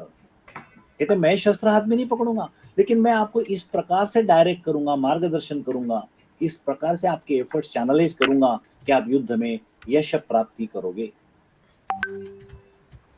तो कृष्ण जैसा हम विद्यार्थियों को, हम टीचर लोगों ने भी कृष्ण जैसा सलाह देनी है, मार्गदर्शन करना है। तो कृष्ण ने पूरी ताकत के साथ अर्जुन को पंपिंग किया, मोटिवेट किया, मुलगी प्रेरणा दी। ऑफिसमध्ये आहे, नंतर बोलते और ते एक क्षण कामात को आहे. अर्जुन को लगा मेरी तो हो, एप्टीट्यूड ही नहीं है पप्पाला लड़ने करतो, की, मम्मा मेरी पण बिझी क्षमता असेल, नहीं तिला है, मेरी डॉक्टरकडे जायचंय, पात्रता तर नहीं है, पटापटा मैं करायचं. अक्षम हूँ, मैं असहाय हूँ, मैं वीक हूँ। कृष्ण ने मोटिवेट किया, प्रेरणा दी, तो अर्जुन नाही, मी मानने लगा, हाँ हाँ रेग्युलर सही, कामात आहे, मैं मी लड़ तुला सकता हूँ, वेळेने करते मेरे 10 में शक्ति मिनिट. है, मैं सबको परास्त कर सकता हूँ। हां, बाय बाय बाय. जैसे अर्जुन के मन में ये भाव आया तो अर्जुन ने कृष्ण को कहा, कृष्ण रथ को दोनों सैन्यों के बीच में ले चलो, मैं देखूं तो दोनों साइड का बलाबल क्या है, मैं सैन्य, दोनों सैन्य का मैं क्या बलाबल है ये देखूं तो कम से कम। सैन्य रथ को बीच में लेके चलो। कृष्ण ने दोनों सैन्य के बीच में रथ को लेके गए और कृष्ण मानने लगा कि अर्जुन अभी लड़ाई शुरू करेगा। अर्जुन ने दोनों तरफ सैन्य का बलाबल देखा और धनुष्य बाण हाथ में जो पकड़ा था वो धीरे से नीचे रख दिया। कृष्ण ने कहा अब क्या हुआ, अब तो आप मानते हो ना कि आप सर्वश्रेष्ठ हो, आप युद्ध जीत सकते हो, सबको हरा सकते हो, तो अब किस चीज का डर है, आप क्यों शस्त्र नीचे रख दिए। तो अर्जुन ने क्या कहा मालूम है बाद में, अर्जुन ने कहा ये तो ठीक है, मैं इनको मार सकता हूँ, इनको हरा सकता हूँ, लेकिन ये मेरे गुरुजन है, मेरे आप्तजन है, मेरे बड़े लोग है, दादाजी है, चाचा जी है, इनको मार के मैं इतना पाप मेरे सर पे क्यों लूं। Now friends, it is a question of attitude. पहला जो शस्त्र नीचे रखा था अर्जुन ने, it was a question of aptitude. उसको अपनी क्षमता पे संदेह था, पात्रता पे संदेह था। जब रथ बीच में लेके गए तो पात्रता पे संदेश नहीं था, अभी एप्टीट्यूड के बारे में पूरा एहसास है। अब मैं अपने आप को ताकतवर मानता हूं, इस अवस्था में अर्जुन आ गया था। लेकिन ताकतवर बनने के बाद उसके मन में क्या विकल्प आया कि अरे, मैं अगर इनको मार दूं तो मारने का पाप नहीं लगेगा। वो भूल गया कि मेरे रथ का जो सारथी है वो स्वयं भगवान कृष्ण है और वो मुझे बता रहे तो मैंने मानना चाहिए। श्रद्धा नहीं थी। अब जैसे ही शक्ति का एहसास व्यक्ति को होता है ना, तो मन में गुरूर आता है, एहसास मतलब एक अलग घमंड आ जाता है। और घमंड में लगता है मेरे कर्मों का मैं हूं करता, मैं कर रहा हूं तो मैं कर रहा हूं तो मुझे पाप भी लगेगा और पुण्य भी लगेगा, इस संदेह में वो आ जाता है। मानने को ही तैयार नहीं है। फिर ऐसा बताया गया कि कृष्ण ने अपना विश्व रूप दर्शन उसे कहा, दिखा दिया, तो सब संदेह उसके मन के निकल गए। उसपे कृष्ण ने दिखा दी, जिनको मारने की तुम चेष्टा कर रहे हो वो सारे मेरे मुंह में चले गए हैं, मैं तो पहले से मरे हुए हैं। तो अर्जुन कहता है कि आप पहले से मरे हुए हैं तो मुझे मारने के लिए क्यों उद्युक्त कर रहे हो, प्रेरित कर रहे हो। मैंने कहा तू तो एक केवल निमित्त हो, ये तो पहले से मरे हुए।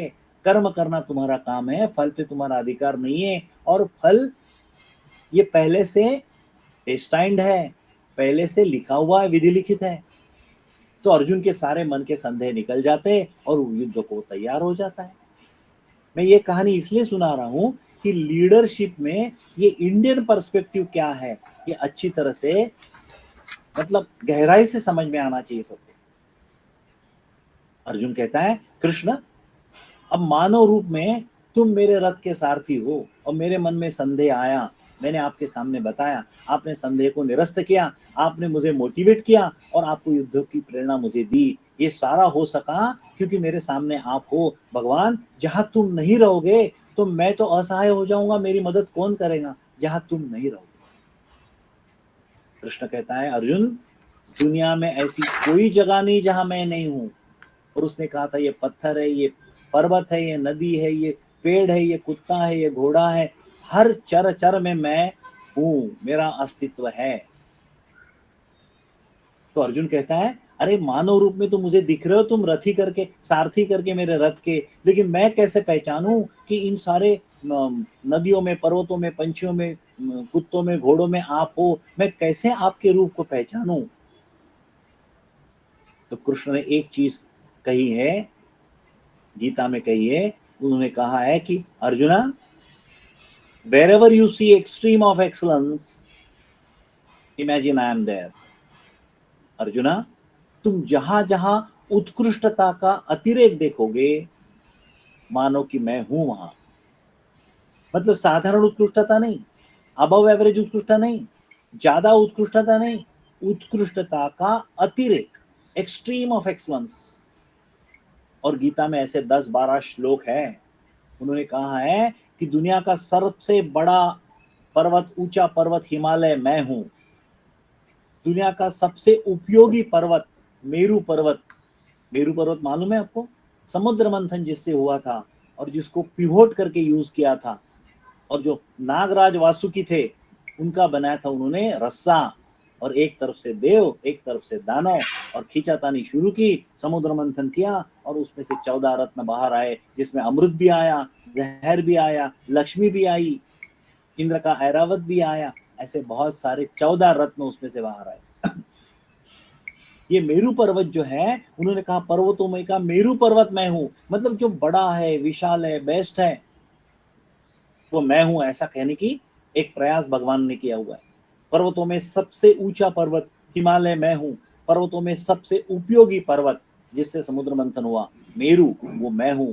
नदियों में सबसे पवित्र नदी गंगा मैं हूं। उन्होंने कहा फूलों में सबसे सुगंधी फूल मैं हूं, हाथियों में सबसे बढ़िया हाथी ऐरावत मैं हूं। ऐसा उन्होंने कहा कि सब जगह जहां बेस्ट बेस्ट बेस्ट आप देख रहे हैं, ऐसा कहते हैं the best of the world is me and the rest is the world. Best in everything is me and rest is the world. जहां जहां तुम्हें उत्कृष्टता दिख रही, पता चला कि मैं भगवान स्वरूप हूं, भगवान हूं। ऐसा कहते हैं कि चंदन जो है इसमें सुगंध ही सुगंध है, तो चंदन में भगवान का रूप है जो सुगंध है, क्योंकि it is extreme of excellence. बाकी सारी मटेरियल के टुकड़ों में, अलग अलग पदार्थों में हमें इतना सुगंध नहीं मिलता जितना चंदन में मिलता है। तो कहते हैं चंदन में वाकई में ईश्वरीय स्वरूप सुगंध बसता है, ईश्वर का अंश चंदन में है, सुगंध वहां बसता है। तो चंदन का एक वर्णन किया हुआ है, तो कहते जैसे सुगंध ये चंदन के अंदर का ईश्वरीय रूप है। कहते गन्ना जो है इसके अंदर, गन्ने के अंदर मिठास है, तो गन्ने के अंदर मिठास ये ईश्वरीय स्वरूप है गन्ने का। सोने में चमक धमक जो है ये ईश्वरीय स्वरूप है। और व्यवहार के उदाहरण देना है, मैं कहूंगा सचिन तेंदुलकर में ईश्वर क्रिकेट के रूप में है, एक्सट्रीम ऑफ एक्सलेंस, मतलब दुनिया में सबसे बढ़िया क्रिकेट खेलता है। तो मान लो सचिन को हम क्रिकेट का भगवान मान लेंगे, एक ईश्वरीय स्वरूप है। लता जी को हम संगीत की सम्राज्ञी मान लेंगे, संगीत की देवी मान लेंगे, एक्सट्रीम ऑफ एक्सलेंस है। तो भगवान ने कहा था जहां जहां तू उत्कृष्टता का अतिरेक देखेगा, समझ कि मैं ही वहां हूं। एक ऐसी कविता की दो पंक्तियां हैं, दिव्यत्वाची जेथे प्रचिति, मतलब एक्सट्रीम ऑफ एक्सलम, दिव्य, दिव्यत्वाची जेथे प्रचिति तेथे कर माझे जुळत। हम नमस्कार करने के लिए मन करता है, दिल करता है, जहां जहां तुमने एक्सलेंस देखा, उत्कृष्टता देखी, उत्कृष्टता का अतिरेक देखा। तो भगवान ने कहा ईश्वर स्वरूप देखना है तो मान की जहां जहां उत्कृष्टता है मैं वहां हूं। अब देखिए इसको जोड़ लीजिए हमारे लीडरशिप से। अगर एक लीडर अपने वर्कर को ऐसे मोटिवेट करता है, प्रेरणा देता है कि भैया तुम जो भी कर सकते हो, सामान्य ना करो, सामान्य से ऊंचा ना करो, सामान्य से अधिक ऊंचा ना करो, इतना ज्यादा उत्कृष्ट करो कि एक्सट्रीम ऑफ एक्सलेंस, उत्कृष्टता का अतिरेक बन जाए, तो माना जाएगा कि उस स्किल में तुम भगवान ही हो। भगवान को अलग से क्या देखना, जो best in the thing is God and rest is the world. तो हर को अपने अंदर के ईश्वर का दर्शन लेने के लिए उद्युक्त करना, मतलब हर एक व्यक्ति को बेस्ट परफॉर्मेंस देने के लिए उद्युक्त करना। व्यक्ति का जब परफॉर्मेंस बेस्ट होता है ना, तो उसकी उत्कृष्टता से पूरा पूरा विश्व जो है ये एकदम नतमस्तक हो जाता है, अरे बाप रे कितना जबरदस्त परफॉर्मेंस है करके। किसी का डांस अच्छा होता है, किसी का सिंगिंग अच्छा होता है, एक एक परफॉर्मेंस हम देखते हैं तो वहां से बाप रे जबरदस्त। इसका मतलब क्या है, हम उनके अंदर के भगवान का दर्शन कर रहे हैं। भगवान क्या है, उत्कृष्टता का अतिरेक।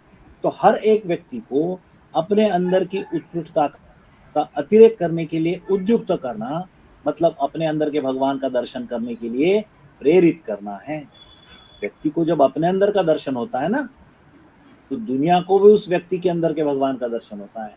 कहते हैं कि हमें हमारे अंदर के भगवान का दर्शन करना चाहिए। अगर हम जान गए कि हमारे अंदर भगवान किस रूप में है, जैसे कि चंदन में सुगंध के रूप में है, गन्ने में मिठास के रूप में है, सचिन में क्रिकेट के रूप में है, लता जी में संगीत के रूप में है, किसी न किसी एरिया में हम तो बेस्ट होंगे ना। तो ढूंढो और उसको और ज्यादा बेस्ट करो। तो कहते कि हम अपने अंदर के भगवान की भक्ति कर रहे हैं, हम अपने भगवान को जानने की कोशिश कर रहे हैं, हम तप कर रहे हैं। तप कर रहे का मतलब, तप कर मतलब हम गर्म हो रहे हैं, तप कर रहे हैं इसका मतलब हार्डशिप सह रहे हैं, कष्ट कर रहे हैं और अपने अंदर की उत्कृष्टता को निखार के बाहर लाने की कोशिश कर रहे हैं। देखिए क्या फिलोसफी है ये, किसी पे रूल करना, किसी पे राज करना, किसी पे हुकूमत बजाना, किसी को गुलाम करना, अपना हक दिखाना, अपना हक जताना, ये लीडरशिप की व्यवस्था ही नहीं है। व्यवस्था क्या है देखो, उसके अंदर के भगवान को जागृत करना, और ये पहले मानना कि उसके अंदर भगवान है, और ये मानना कि मेरे अंदर का भगवान उसके अंदर के भगवान से बड़ा नहीं है। मैं बॉस हूं तो मेरा भगवान बॉस, और ये नौकर है, सबॉर्डिनेट है, तो इसका भगवान नौकर। ऐसा नहीं होता है, भगवान तो भगवान होता है। तो नेचुरली मेरे अंदर का भगवान और इसके अंदर का भगवान अलग नहीं है। कितनी बड़ी एक अलग फिलॉसफी बताई है कि अपने सबॉर्डिनेट को अपने से छोटा नहीं मानना। भगवान तो उसमें भी है और मुझ में भी है, मेरे अंदर और उसके अंदर अलग भगवान नहीं है, और स्वर्ग में जो भगवान है वो भी अलग नहीं है। तो अद्वैत की कंसेप्ट। फिर मैं मेरे अंदर के भगवान को जानूंगा, आत्मानो मोक्षार्थम, और मैं दुनिया की मदद करूंगा। जगत हिताय च। जो सूक्ष्म है, जो दिखता नहीं है, वो ज्यादा महत्वपूर्ण है, और जो दिखता है वो कम महत्वपूर्ण है। देखिए, ये 4 प्रिंसिपल बताए हैं। ऐसा बताया नहीं किसी ने किसी पे रूल करना है, हक जताना है, दबके में काम लेना है, रौब जमाना है। मतलब लीडरशिप के तरफ देखने का पर्सपेक्टिव ही चेंज कर लिया। अगर ये पर्सपेक्टिव हमारे पास रहता है तो देखो, अगली स्लाइड में जो मेरी कंक्लूडिंग स्लाइड है, मैं कुछ समय रखना चाहता हूँ। जैसे अभी मान लो अभी 11:40 हो गए हैं और 20 मिनट अपने पास में है, तो मैं 10 मिनट कम से कम इंटरेक्शन के लिए रखना चाहता हूँ। मतलब इसमें सवाल जवाब हो तो आपको अच्छी तरह से विषय समझ में आएगा। आखिरी की स्लाइड की तरफ मैं आगे बढ़ रहा हूँ। 2 स्लाइड्स है। Help ordinary people to produce extraordinary result. मतलब एक्स्ट्राऑर्डिनरी रिजल्ट जो है वो ऑर्डिनरी लोगों से ही आपको लाना है। एक्स्ट्राऑर्डिनरी लोग लेके एक्स्ट्राऑर्डिनरी रिजल्ट देंगे, उसमें क्या बड़ी बात है। ऑर्डिनरी लोगों के अंदर के एक्स्ट्राऑर्डिनरी परफॉर्मेंस को बाहर लाना है। मतलब ऑर्डिनरी लोगों में भी ईश्वर का वास है, और वो भी ईश्वर जैसा एक्स्ट्राऑर्डिनरी काम कर सकते। ये पहले विश्वास, और उसके बाद उसके लिए काम। Personal touch is important in motivating people. काफी लोग एक वस्तु जैसा ट्रीट करते हैं अपने नीचे के जो सबॉर्डिनेट है उनको, तो उनको मान सम्मान नहीं मिलता है। लोग दिल से, प्यार से, लव एंड अफेक्शन से काम नहीं करते, एक मजबूरी करके करते हैं, और मजबूरी में कभी भी काम अच्छा नहीं होता है। आप सब लोग टीचर हो, आप देखो किसी भी एग्जाम में बेस्ट स्टूडेंट जो है, बहुत बढ़िया नंबर 1 मेरिट नंबर 1 है, वो पेपर लिख रहा है। पेपर लिखते हेलो। समय आप क्या करो, एज ए इन्विजिलेटर उसके बिल्कुल बाजू में जाके खड़े हो हेलो। जाओ। उसको डिस्टर्ब मत करो, सिर्फ खड़े हो जाओ। नागपुर यूनिवर्सिटी से बोल रही हूँ आप सर, आप लेक्चर देखोगे में नहीं है? उसका लिखना बंद हो जाता है। Nobody can perform under दोनों भी, क्लोज सर भी, मॉनिटरशिप। जब एक बेस्ट व्यक्ति उसको आ रहा है अभिलाष फिर भी। भी लिख नहीं पा रहा, क्योंकि वो उसको लगता है कि मेरे को कोई मतलब करीब दोनों का से वॉच कैंसिल कर करना रहा है? है। तो इतने क्लोज सुपरविजन ओके। में ओके। व्यक्ति के अंदर की उत्कृष्टता व्हाट्सएप बाहर ग्रुप में नहीं मैसेज आती। डाल उसको दीजिए छोड़ो, सर। थोड़ा खुला छोड़ो। तो सबॉर्डिनेट को भी थोड़ा खुला छोड़ो, पर्सनल टच दो, उसको बिलीव करो कि नहीं, you can do it, you can perform, you can do the best. Okay, go ahead, my blessings are there with you, my best wishes are there with you. कर सकते हो आप, करो। Human capacity is more important than plant capacity. मेरे पास ये है, मेरे पास वो है। अभी देखिए, कार तो सेम रहती है सबके पास मान लो, लेकिन कार रेस में एक व्यक्ति जीतता है, उसका मशीन थोड़ी ना अलग होता है, चलाने वाला महत्वपूर्ण है। गन तो सभी के पास एक ही टाइप की होती है, गन को चलाने वाला इंपॉर्टेंट होता है। तो अल्टीमेटली मशीन से ह्यूमन बीइंग महत्व होता है। Source of quality, that is excellence, is with in. Excellence cannot be injected from outside. अगर एक्सलेंस बाहर से हम अगर इंजेक्ट कर सकते किसी में, तो जितने सारे अमीर लोग हैं नागपुर के, और जितने सारे राजकीय लोग हैं जिनके पास दबाव है, सत्ता है, किसी भी ट्यूशन क्लास वाले को बोलते कि ये लो, कितनी फी है तुम्हारी आईआईटी जेई क्लास की, 11वीं 12वीं 2 साल की, कहते 2 लाख है। बेस्ट कोचिंग कौन सा है नागपुर में, चलो ठीक है फलाना है, उसकी फी कितनी है, तो बोले 3 लाख है। चलो छोड़ो, मैं 10 लाख देता हूँ तुमको, मैं सुपारी देता हूँ, मेरा बच्चा आईआईटी कानपुर में एडमिशन मिलना चाहिए कंप्यूटर साइंस में। ऐसा कहीं देखा है आपने? हॅलो किसी मॅडम, भी तुम्ही क्लास की कोर्स नाही तरफ अटेंड करणार आहे का? ऐसी पावर है, नाही ना ऐसी जादू है कि इतनी नाही उत्कृष्टता करू किसी भी शकणार? लड़के में ठूस दे, इंजेक्ट कर ले। बरं बरं, ठीक आहे. चाहे वो पॉलिटिकली बहुत ताकतवर हो, या आर्थिक मतलब संपत्तिक दृष्टि से बहुत ताकतवर हो। ऐसा नहीं हो सकता। ऐसा अगर होता ना, तो सारे आईआईटीज में धनवान लोगों के बच्चे और राजकीय लोगों के बच्चे होते थे। क्योंकि excellence cannot be injected from outside. Excellence is always within. A teacher can at most bring the excellence within a person, surface it out, so that he can reveal it and others can witness it. And therefore the concept is excellence is within. ये आखिरी के 4 models हैं, traits of spirituality in leader. पहला model मैं आपको कहूंगा जो सी model है, शक्ति। इसलिए कहूंगा कि शक्ति मॉडल ये सबको पता है। शक्ति मॉडल ये सबको इसका एहसास है, शक्ति मॉडल का। लीडर कौन है?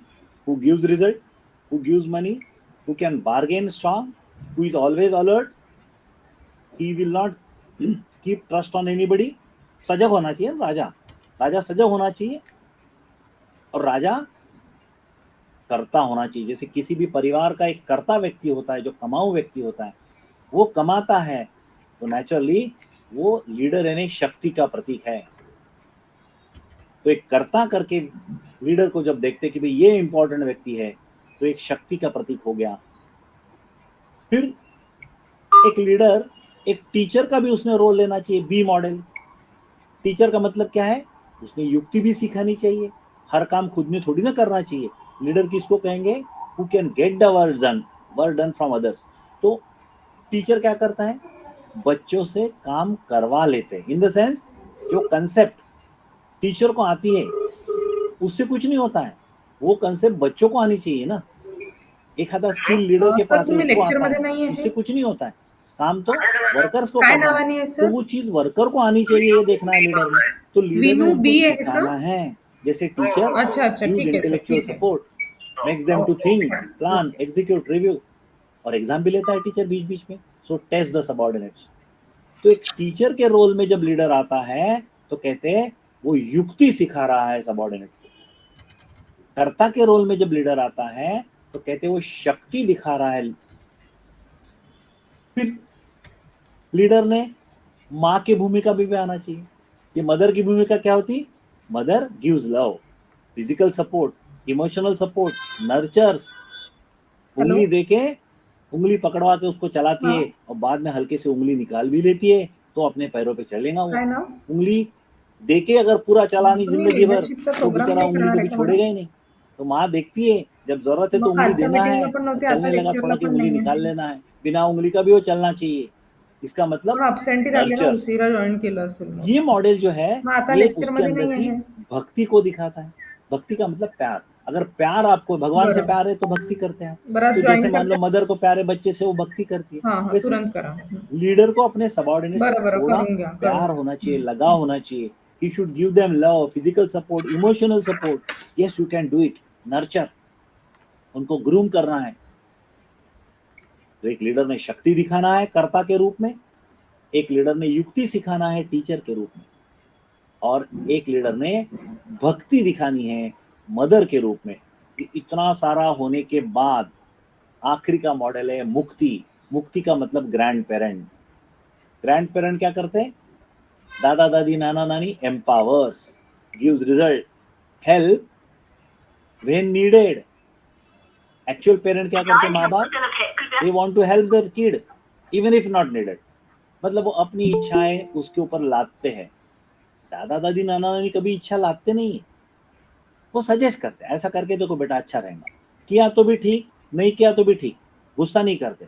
और पेरेंट्स क्या करते, उनके हिसाब से नहीं चले तो गुस्सा करते, डांटते, मारपीट करते। इसका मतलब वो अपना सजेशन उसके ऊपर लादते हैं। ग्रैंड पेरेंट क्या करते, help only when needed and gradually withdraws. मतलब काम उनको सौंप देना, आता है कि नहीं देख लेना, और उसके बाद उनको अपने मन से काम करने देना, और खुद मुक्त हो जाना उससे, जिसको हम कहते हैं मुक्ति। मुक्ति का मतलब उससे मुक्त हो जाना काम से, उसके अंदर फिर से वासना रखना नहीं, इच्छा रखना नहीं, उसके अंदर घुल मिल नहीं जाना, बच्चा कैसा करेगा ये ज्यादा फिक्र करते बैठना नहीं। तो traits of spirituality in leader, ये 4 प्रकार के रोल उसमें। शक्ति है, कर्ता का रोल है, युक्ति है, टीचर का रोल है, भक्ति है, मदर का रोल है, और मुक्ति है, ये ग्रैंड पेरेंट का रोल है। देखिए 2 प्रकार की कंसेप्ट यहाँ बताइए। एक तो प्रिंसिपल बताए हैं, अद्वैत है, तत्वमसी है, आत्मानो मोक्षार्थम जगत हिताय च है, सूक्ष्म इज मोर इम्पोर्टेंट देन स्थूल, then hello. doing extraordinary work from ordinary हां. appearing people, love and affection is more important, personal बोला. Touch is more important. हां, बोला. ये सारी चीजें, हं. ये भावना और संवेदनाओं को पकड़ती है। ये किसी हो, पे FIP मध्ये नंबर जुल्म, लागलाय. किसी हो, पे हो. सत्ता, किसी पे रूल, किसी पे हुकूमत जगाने वाली, जताने वाली लीडरशिप नहीं है। ये सभी आता को ऑनलाईन आहे अंदर से मॅडम तो. प्रेरित करने वाली लीडरशिप है। नाही, ये ऑफलाईन बेसिक नाहीच फर्क आहे, है ऑनलाईन मॉडर्न आहे. लीडरशिप और इंडियन लीडरशिप का। मग करू दोस्तों, शकाल? ऑफिशियल हां, हां. प्रेजेंटेशन जो भी ओके. मेरा है, हो, हो, हो. ये समाप्त ठीक हो गया। आहे. अभी आप ओके, ओके. कुछ प्रश्न नाही, पूछना ऑफलाईन चाहते नाही होणार, तो कारण की पूछ ऑफलाईनला सकते। खूप कमी लोकं रेडी होते. मग UGCने आम्हाला ऑनलाईन घ्यायची परमिशन दिली. ठीक है, ओके। चलिए, किसी को कोई प्रश्न होगा तो पूछ सकते हैं। Thank you sir for wonderful session. खूप मार्गदर्शक होतं. कोणाला काही प्रश्न असेल? Hemant sir, you have raised your hand. Marathi, Hindi, English. हाँ, मराठी, हिंदी, इंग्लिश कोई भी लैंग्वेज में पूछ सकते हैं. 3 लोगों ने हैंड रेज़ किया है. डॉक्टर हाँ, Chandu please Patil one by sir, one. कोई question? Thank you sir, thank you sir. हाँ, राइट. कुछ प्रश्न पूछना है तो पूछिए. आपका कमेंट कुछ व्यक्त करना है तो भी करिए.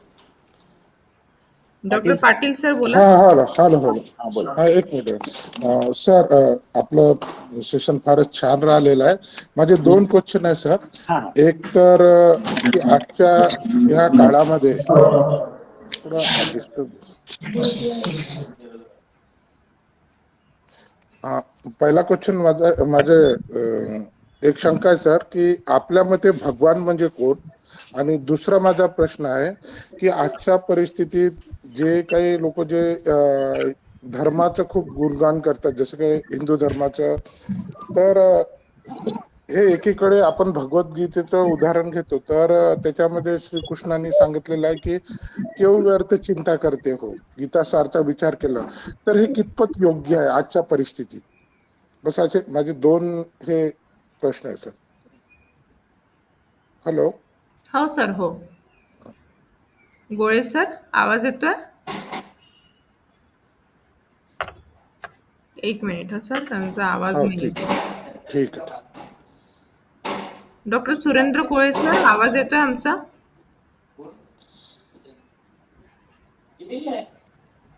We can't hear you sir. हां, सर पाटील सर थोडं थांबा. सरांनी मीटिंग लेफ्ट केली आहे, परत रिजॉइन करतात आहे. हो चालेल पण कसं वाटलं सगळ्यांना सेशन? काही इनपुट्स मिळालेत? सेशन हो फार मॅम, छान. Very informative. चांगलं होतं मॅडम, येस, चांगलं होतं. Very informative.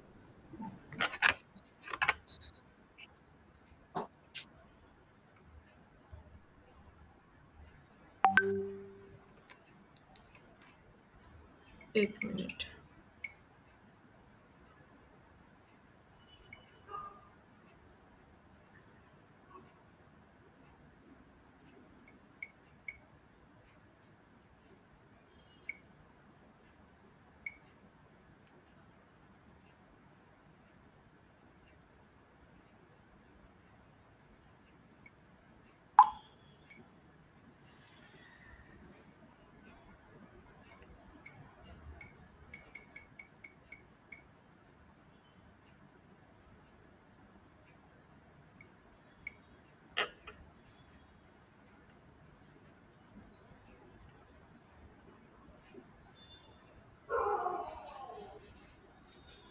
सर लेफ्ट झाले, रिजॉइन करताय?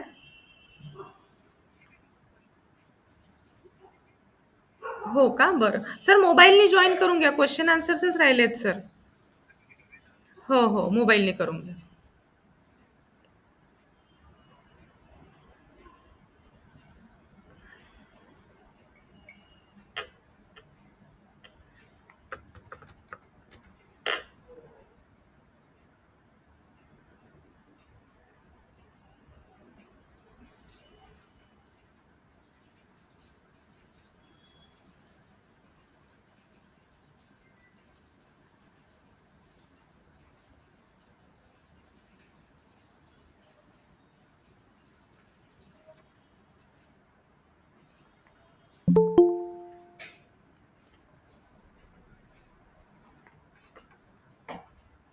हॅलो, गोळे सर आवाज येतोय आता?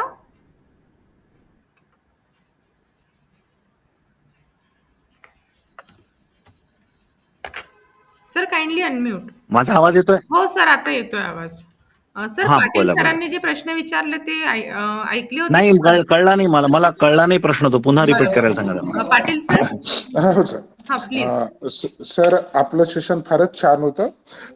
त्यात काही वाद नाही. फक्त धन्यवाद. माझ्या 2 एक शंका म्हणजे माझ्या मनात एक प्रश्न निर्माण झाला की आपण वारंवार 2-3 वेळा भगवान शब्दावर किंवा भगवंत आपल्यामध्ये हो भगवंत म्हणजे काय आणि दुसरं हो आजच्या परिस्थितीत हे काही जे धर्माचे स्वतःहून ठेकेदार झालेले काही लोक आहेत हो हो तर हे आता हिंदू धर्म म्हणजे म्हणजे असं खूप संकट आल्यासारखं शो करत आहे, जो गाजावाजा करत आहे. तर हे भगवद्गीतेचा जर विचार केला तर हे कितपत योग्य आहे? बस हे 2 प्रश्न ओके. आहेत सर. हा नाही ठीक आहे, तुमचा प्रश्न बरोबर आहे. मी वर्णन जे केलं त्यात तुम्ही त्यातला आशय पकडला तर लक्षात येईल तुम्हाला, की आपण देव म्हणतो म्हणजे काय? हा आपल्या सगळ्या मानवांमध्ये सगळ्यात जो उत्कृष्ट असेल त्याला आपण मानतो का नाही? म्हणजे आपल्यामधला जो बेस्ट परफॉर्मर त्याला मानतो की नाही आपण? म्हणजे त्याला आपण प्रणाम करतो, नतमस्तक होतो, अरे हा जबरदस्त आहे बा म्हणून. तसंच आपण देवासमोर नतमस्तक होतो. म्हणजे आपण असा विचार करू की सगळ्यांमधले चांगले गुण ज्याच्यात एकवटले तो म्हणजे देव. असं एक इमॅजिन करा, कल्पना करा. कारण देव तुम्ही आम्ही कोणी बघितलेलाच नाहीये. अर्धे लोक जे तुमचे हिंदू लोक आहेत ते कोणी शंकराला मानतात, कोणी कृष्णाला, कोणी मारुतीला, कोणी विठ्ठलाला, बरोबर की नाही? आणि बरेचसे लोक जे आहेत सनातन धर्मातले ते नास्तिक पण आहेत. नास्तिकचा अर्थ काय? की जे ईश्वराचं अस्तित्वच नाही मानत. हरकत नाही ना, काही लोक मानतील, काही लोक मानणार नाही, कारण देव तो कोणी बघितलाच नाहीये. असं प्रूव्ह करू नाही शकत आपण, कोणावर लादू नाही शकत की देव आहे म्हणून. पण आपण 100 विद्यार्थी आहेत, त्यातला जो उत्कृष्ट मुलगा आहे तो उत्कृष्ट आहे हे तर मानतो का नाही आपण? म्हणजे त्याच्यामध्ये असा काहीतरी गुण आहे की जो सर्वसामान्यांमध्ये नाही आहे, तो असामान्य गुण आहे. असं विचार करा तुम्ही की एखाद्या मुलामध्ये 3-4 गोष्टी असामान्य असतात. तो खेळातही चांगला असतो, तो कलेतही चांगला असतो, तो अभ्यासातही चांगला असतो, बोलायला नम्र असतो. म्हणजे ज्याला आपण म्हणू की सर्व गुण संपन्न. म्हणजे आपण त्याला खूप जास्त आपण त्याचा मान सन्मान करतो. का बरं? अरे ह्याच्यात तर सगळेच गुण आहे, हाला सगळंच येतं. म्हणजे आपण त्याला हलका विचार केला, ही अवस्था जर अजून एक्स्ट्रीम केली आपण, तर आपल्यासाठी तो देवच झाला का नाही? मला सांगा तुम्ही, जसं मी उदाहरण मगाशी दिलं की चंदनामध्ये सुगंध आहे, म्हणजे सुगंध बेस्ट आहे चंदनामध्ये, पण चंदनामध्ये त्याला चव आहे का? चंदनाला चव आहे का? चव नाहीये. त्याला टेस्ट करा, टेस्ट नाहीये. ऊसामध्ये गोडवा आहे, त्याला टेस्ट करा, एकदम मस्त गोड मधुर. सोन्यामध्ये चमक धमक आहे. म्हणजे याचा अर्थ काय? वेगवेगळ्या वस्तूमध्ये वेगवेगळ्या व्यक्तींमध्ये कुठला तरी एक मुद्दा उत्कृष्ट असतो. अशी कल्पना करा की जगामध्ये असा एक व्यक्ती आहे की ज्याच्यामध्ये सगळे गुण आहेत, सगळ्या उत्कृष्टता एकत्र आलेल्या आहेत. असंच आपण कल्पना केली तर त्या कल्पनेला आपण देव मानू शकतो का? म्हणजे देव कोणी बघितला नाही, तुम्ही मी बघितला नाही, आहे की नाही माहिती नाही. आपण असा विचार करू की सगळ्या शक्ती एकवटल्या तर त्याला आपण देव मानलं तर काय हरकत आहे का? आणि एवढ्या सगळ्या शक्ती जिथे एकवटल्या त्याला नमस्कार करायला हरकत आहे का?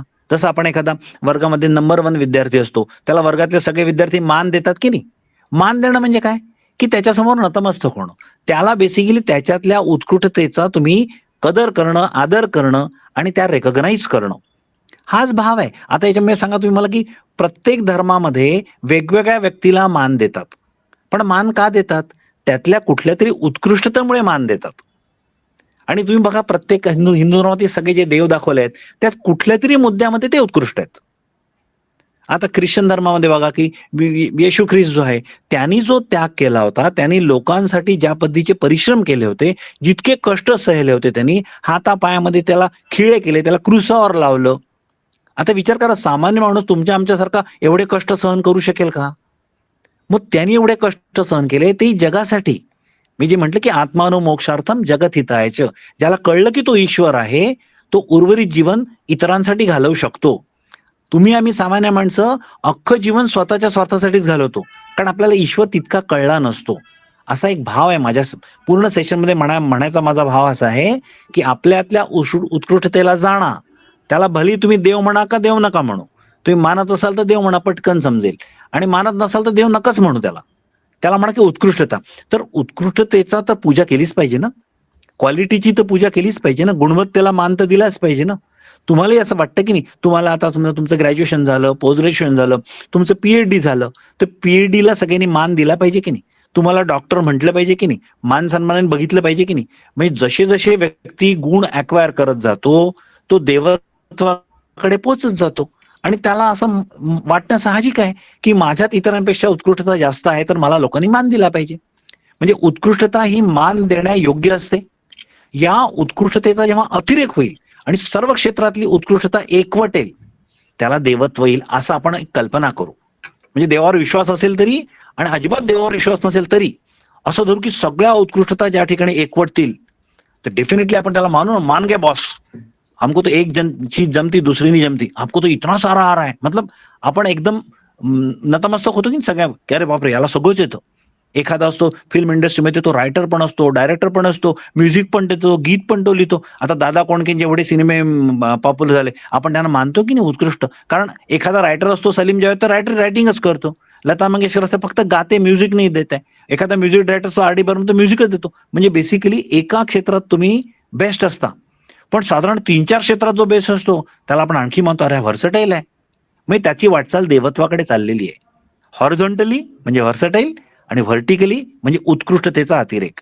हे दोन्ही डायरेक्शन आपल्यासाठी सामान्य माणसामधल्या असामान्यतेला दाखवतात, आणि त्या असामान्यतेलाच आपण देवत्व म्हणू ना. म्हणजे देवावर विश्वास असेल तर देव म्हणा, पटकन समजतं. विश्वास नसेल तर समजायला कठीण जातं, कारण जी गोष्ट आपण बघितली नाही त्याचं आपण रिलेशन नाही करू शकत, आणि आपण जास्त कन्फ्युज होतो. मला कल्पना नाही की मी तुमच्या प्रश्नाचं उत्तर नीट देऊ शकलो का नाही. नाही सर, सॅटिस्फाईड आन्सर होता. फार बहुत सुंदर उत्तर दिलं तुम्ही. नाही. Yes, Manoj sir. धन्यवाद. हा मॅम बोलू? हो, बोला बोला. हा बोला. सर, आपण युक्तीला टीचर्स दिली आहे, शक्तीला कर्ता म्हटलंय तुम्ही, आणि भक्तीला मदर म्हटलंय. हो हो. माझ्या दृष्टीने भक्तीला तुम्ही जसं मदर म्हटलं, याला कर्ता आणि टीचर नाही म्हणू शकत का? मदर पासून आपण ह्या तिन्ही गोष्टी हासिल करतो. नाही, अगदी हे चारही बालपणापासून. गोष्टी एकाच व्यक्तीत, हॅलो, हे चारही हा. गोष्टी एकाच व्यक्तीत असतात. हा. एकाच व्यक्तीच्या गुणाचं वर्णन केलंय मी ते. म्हणजे तुम्ही जेव्हा शक्ती दाखवता तेव्हा तुम्ही कर्त्याचं गुण दाखवताय. तुम्ही जेव्हा प्रेम दाखवता सबऑर्डिनेटला, तुम्ही मदरचं रूप दाखवताय. तुम्ही एखादी त्याला ट्रिक शिकवताय, स्किल शिकवताय, म्हणजे तुम्हीच त्याला टीचरच्या रूपात दर्शन देताय. आणि त्याला तुम्ही एकदा एम्पॉवर करून त्याला सगळं शिकवून दिलं, समजून दिलं, त्याला करवून घेतलं, त्याची परीक्षा घेतली 4दा, आणि त्याला करू दिलं नंतर, आणि तुम्ही मग मध्ये मध्ये तुम्ही इंटरफेअर नाही केलं, तर तुम्ही मुक्तीच्या मॉडेलमध्ये आले. तुम्हीच, म्हणजे एकच व्यक्ती, वेगळ्या व्यक्ती नाही आहेत, एकाच व्यक्तीचे 4 अवस्था आहेत. Okay, thank you sir. राईट, धन्यवाद. Sir, from my side, one question, sir. Shall I ask, sir? हा please. Sir, please, sir, tell us on autocratic leadership, sir. Autocratic Autocratic. leadership. Correct. Autocratic leadership is basically what? I will say something and others should follow it. This is my faith. My faith is that other people, they don't have any brain, they don't have decision making power, they don't have standing, as well as they don't have right to talk anything about the system. What I will talk should be the final word. I'm autocrat. Autocrat means मैं हुकुमशाह है, and I will dictate the things to you. You should do this, you should do this, you should do this. You never ask me why I should do it. You have to do it. How I will do it? You take care of yourself. That means I will not tell you how it is to be done. I will only tell you should do it. These are so many people are there in many institutions. All of us are in education, for example. Then many institutions, there are principals. They will behave like a very autocratic way. What happens? They can get the work done sometimes, but in a long run, nobody loves them. Nobody likes them. They cannot motivate the people. A dictator finds it very difficult to motivate. Motivate means what? You have to basically have the interaction with the mind of the person, and willingly you want to extract work out of it, not forcefully. When you want the person should work forcefully, it is called as dictatorship. If you motivate the people and mobilize them to work willingly, then it is a participative democratic leadership. I think the autocracy means dictatorship. Yes sir. Hemant misal. Thank you so much, sir. Thank you so much, sir. Thank you. Hemant sir, any question? You have raised your hand, Mr. Hemant. No ma'am, Okay. Repeat झाला तो. Okay. Anyone else? हा कोणाचा distinct प्रश्न असेल किंवा त्यांना मत व्यक्त करायचं असेल तरी यू आर वेलकम. येस. कोणाला काही फीडबॅक द्यायचा असेल किंवा तुमचे काही मतं असतील तर तुम्ही ते पण सांगू शकता. सर, सेशन खूप छान झालं. Moral of the story was wonderful, आणि इंडियन Thank you. कॉन्टेक्स्ट मध्ये तुम्ही जे समजवलं लिडरशिप खूप छान होतं सर. मॅम, हे म्हणायला पाहिजे, हा. मॅम, त्या सुरुवात इतकी सुंदर, तर अंत कसा होईल? It was a first session, पहिलं सेशन आहे हे आपलं. येस. हेलो गोली सर. हाँ, भगत सर बोलो. हाँ प्लीज. जी सर, बहुत बढ़िया. आपको दूसरी या तीसरी बार सुन रहा हूँ मैं. और बहुत बढ़िया आपका उद्बोधन होता है सर। सिर्फ ये Thank बार you, हम thank लोग you. आपकी मधुर वाणी में आपका गीत सुनना रह गया। थैंक यू सर, बहुत बढ़िया। फिर कभी, अभी Thank you. काफी लेट हो गया है वैसे ही. जी सर, बिल्कुल। Thank you sir, thank you. जी. चलो. थांबायचं सर इथे? Okay. Okay okay okay. Okay, so I extend my heartfelt thanks to respected Dr. Surendra Gore sir for Oh, engaging a फिर कभी wonderful नेक्स्ट सेशन में session. कभी. Thank you so much, sir, Right, from all the participants, sir. right, right. Thank you, Thank you, sir. sir. It Okay, was thank you really- all. Thank you, sir. Have a nice Thank day, you, sir. thank you. Good day, sir. Thank you. Thank you, Thanks, thank you. thanks. Thank you, sir. Day to all. Thank you everyone. Thank you, यहाँ पे sir. अपना पहला session हम खत्म करते हैं. आप break ले लीजिए, मीटिंग को लीव मत करिए, आप रिफ्रेशमेंट ब्रेक लीजिए. हम 12:30 बजे अपना नेक्स्ट सेशन शुरू करते हैं. अगर कुछ ओके जी मैम. फोन वगैरह आता है, कुछ काम है तो आप लीव करिए, लेकिन तुरंत आप 12:20 को वगैरह ज्वाइन कर दीजिए सेशन में. मीटिंग को शुरू रखती हूँ. Thank you. Okay madam. Thank you madam. Thank you madam. Thank you madam, thank you. क्या हो रहा है सर?